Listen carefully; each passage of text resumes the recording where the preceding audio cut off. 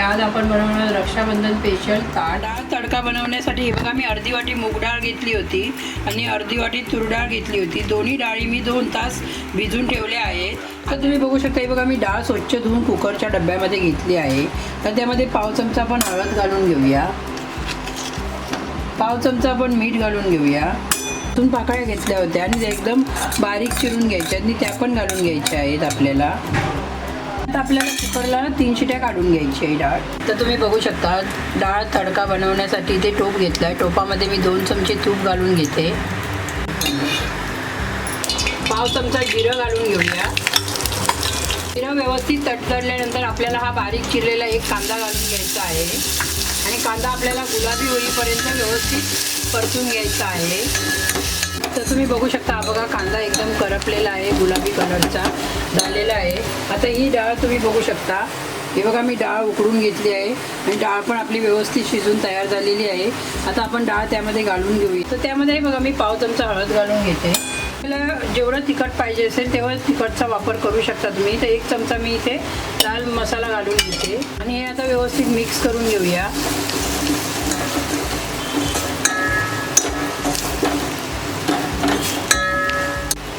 आता हे बघा डाळीमध्ये मी 1 वाटी पाणी घालून घेतलं आहे आणि डाळ आपण ओतून घेऊया सर्व आणि आता आपण व्यवस्थित मिक्स करूया आणि एक उकळी काढून घेऊया. तर तुम्ही बघू शकता हे बघा डाळ उकळलेली आहे. त्यामध्ये कसुरी मेथी घालून घेऊया आणि चवीनुसार मीठ घालून घेऊया. चवीनुसार मीठ घालून घेऊया आणि व्यवस्थित मिक्स करून घेऊया. आणि आता आपल्याला डाळीला एक तडका द्यायचा आहे. तर तडक्याची तयारी करून घेऊया. डाळीला तडका लावण्यासाठी बघा मी इथे वाटी घेतली आहे. वाटीमध्ये 1 चमचा तूप टाकून घेते. हे बघा मी पाव चमचा जिरं घालून घेते. व्यवस्थित तडतडल्यानंतर आपल्याला सुकी मिरची, लाल मिरची घालून घ्यायची आहे. ही बघा लाल सुकी मिरची घालून घेतली. आता आपल्याला काश्मीरी मिरची पावडर घालून घ्यायची आहे.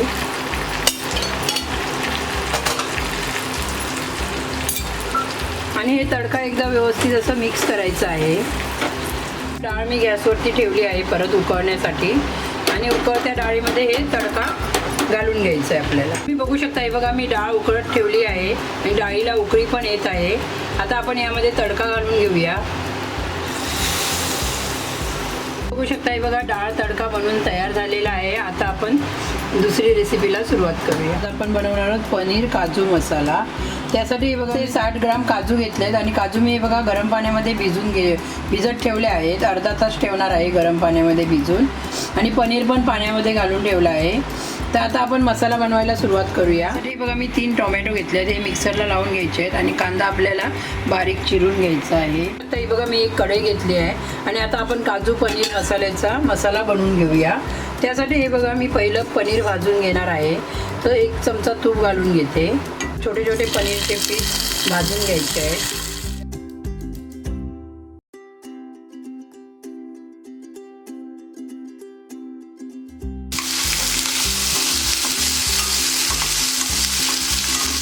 तर तुम्ही बघू शकता बघा पनीर आपला फ्राय करून झालेला आहे.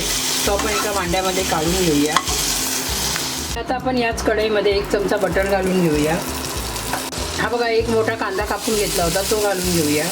जर तुमच्याजवळ अख्खे मसाले असतील तर 4 लवंग, 4 मिरी, 1 इंच दालचिनीचा तुकडा आणि 1 काळी वेलची तुम्ही पहिलं तेलामध्ये टाकून फ्राय करू शकता आणि नंतर कांद्याचा वापर करू शकता. माझ्याजवळ अख्खे मसाले नाही आहेत, गरम मसाला पावडर आहे. मी नंतर ती वापर करणार आहे म्हणून मी दाखवलं नाही आहे अख्खे मसाले टाकत्यावेळी. तर आपल्याला कांदा एकदम गोल्डन कलरचा भाजून घ्यायचा आहे. तर तुम्ही बघू शकता बघा गोल्डन फ्राय कांदा झालेला आहे. आता आपण त्यामध्ये टोमॅटोची प्युरी टाकून घेऊया.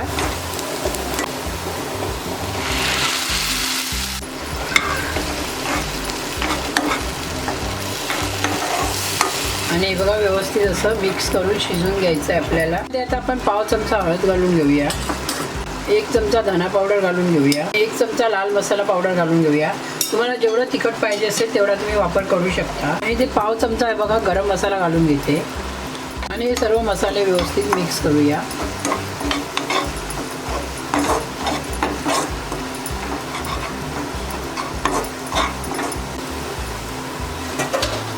आता आपण स्लो गॅसवरती झाकण ठेवून 2 मिनटं शिजवून घेऊया. तर तुम्ही बघू शकता हे बघा 2 मिनटं झालेली आहेत आणि हा मसाला बघा तयार झालेला आहे.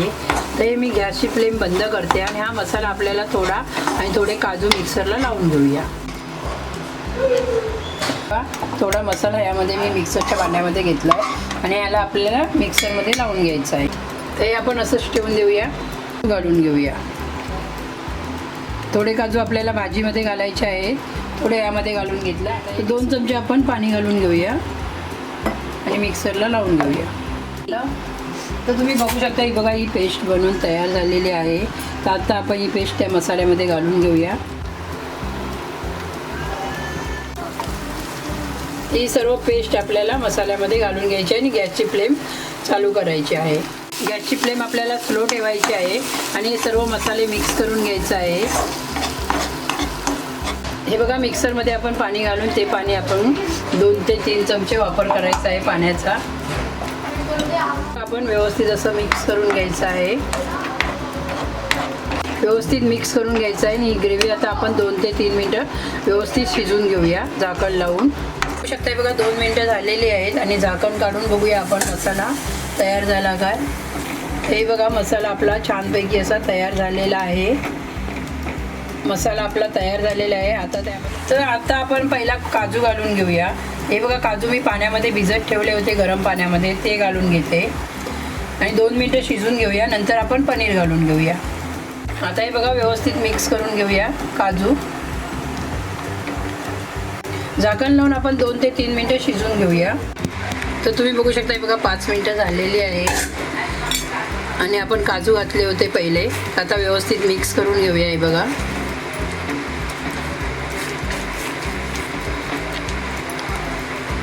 2 ते 4 चमचे पाणी घालून घेते परत आणि व्यवस्थित मिक्स करून घेऊया. गॅसवरतीच आपल्याला हे सर्व शिजवून घ्यायचं आहे. हा बघा पनीर पण घालून घेतलं आहे. चवीनुसार मीठ घालून घेऊया. हे सर्व एकत्र मिक्स करून घेऊया आणि आता परत आपल्याला 5 ते 7 मिनटं व्यवस्थित शिजवून घ्यायचं आहे. तर तुम्ही बघू शकता 5 ते 7 मिनटं झालेली आहेत आणि आपला पनीर काजू मसाला तयार झालेला आहे. ते बघा आता आपण शाही पनीर मसाला घालून घेऊया 1 चमचा. तर तुम्ही बघू शकता हा बघा काजू पनीर मसाला बनवून तयार झालेला आहे. तर तुम्ही बघू शकता हा 200 ग्राम पनीर आहे. 200 ग्राम पनीरचे मी रसगुल्ले बनवणार आहे. त्यासाठी हा बघा मी ताजा पनीरचा वापर केला आहे.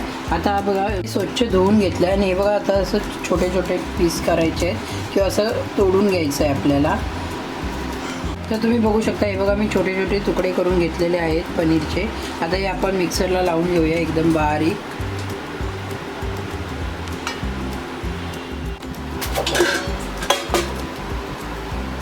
तर तुम्ही बघू शकता हे बघा एकदम आपल्याला असं बारीक वाटून घ्यायचं आहे मिक्सरला.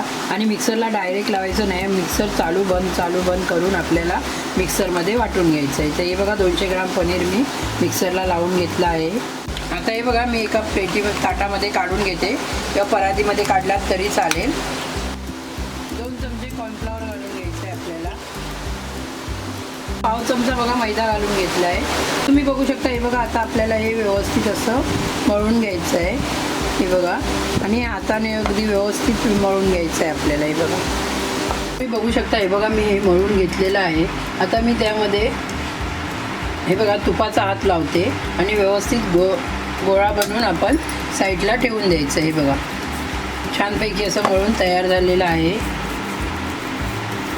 आणि आता आपल्याला याला छोटे छोटे बॉल बनवून घ्यायचे आहेत. हे बघा या पद्धतीने असं मळून घ्यायचं आहे आपल्याला. तर तुम्ही बघू शकता हे बघा रसगुल्ल्याचं जे पनीर होता तो मी 20 मिनटं असं झाकून ठेवला होता. 20 मिनटानंतर आता आपण रसगुल्ले बनवायला सुरुवात करूया.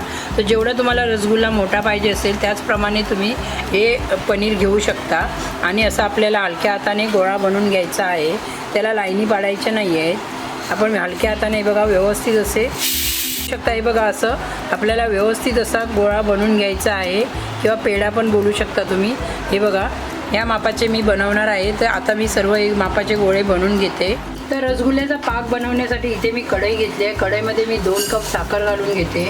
कप साखर घालून घेतली आहे आणि हे बघा 4 कप हे पाणी घालून घ्यायचं आहे आपल्याला.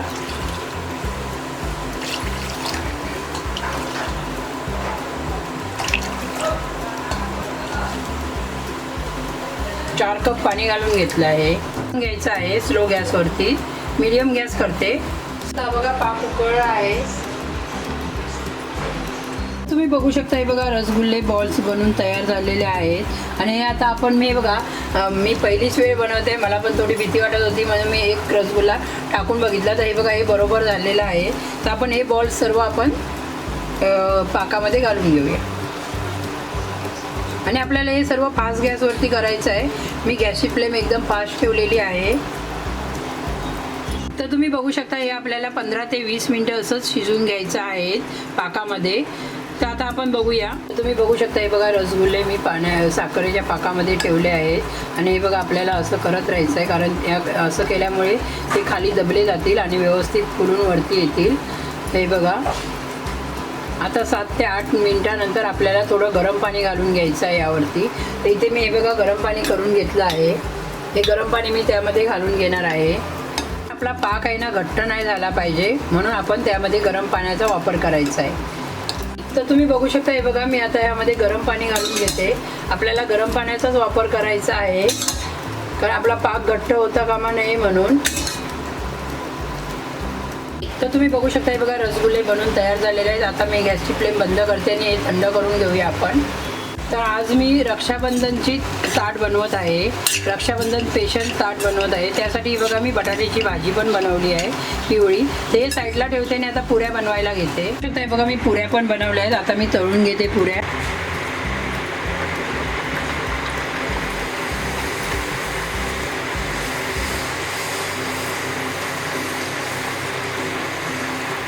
तर याच पद्धतीने मी सर्व पुऱ्या तळून घेणार आहे. आता हे बघा मी इथे भात बनवला आहे, जिरा राईस बनवलेला आहे, काजू पनीर बनवलेला आहे, इथे गोड्या बटाट्याची भाजी बनवली आहे, पुऱ्या बनवल्या आहे, श्रीखंड बनवलं आहे, डाळ तडका बनवलेला आहे. आणि हे साईडला हे बघा गोड म्हणून मी इथे रसगुल्ले बनवलेले आहेत. आणि माझं रक्षाबंधन ताट स्पेशल कसं वाटलं ते नक्कीच मला कमेंट करून सांगा. माझ्या चॅनलला सबस्क्राईब करा, लाईक करा, जास्तीत जास्त शेअर करा. धन्यवाद.